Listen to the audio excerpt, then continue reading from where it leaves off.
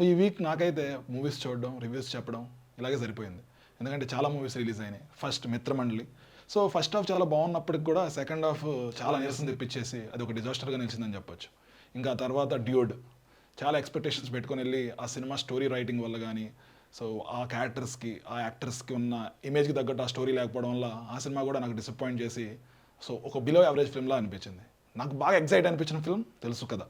So ఈ cinema story కానీ screen play కానీ నేను ఆల్రెడీ ఇంతకుముందు వీడియోలో చెప్పినట్టు చాలా బాగా ఎంజాయ్ చేశాను. I was so thrill with that film. ఇంకా last but not least K ramp.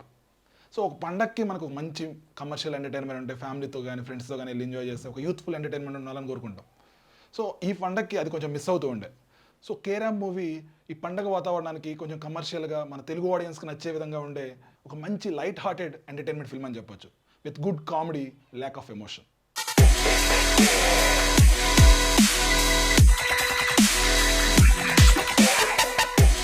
నాకైతే పర్సనల్గా ఈ దీపావళి విన్నర్ అయితే తెలుసు కదా అనిపించింది. ఎందుకంటే I personal enjoyed that kind of writing. Box office పరంగా అయితే కే ర్యాంప్ మంచి సక్సెస్ అవుతుంది. అంటే తెలుసు కదాకి ఎక్కువగా ఆడియన్స్ దగ్గరికి ఎక్కువగా తీసుకెళ్ళలేపారు అనిపించింది ఈ మూవీని. సినిమా బాగున్నప్పటికి కూడా మార్కెటింగ్ అనేది ఎక్కువగా చేయలేదేమో అన్న ఒక ఫీలింగ్ అనిపించింది నాకు. బట్ కే ర్యాంప్కి బయట టాక్ మంచిగా నడుస్తుంది ఇన్స్టాలో కానీ ఎక్కడ కూడా. దానివల్ల హెల్ప్ అయ్యి కొంచెం బజ్ ఉండడం, కమర్షియల్గా ఒక మంచి సక్సెస్ వస్తుంది అనిపిస్తుంది.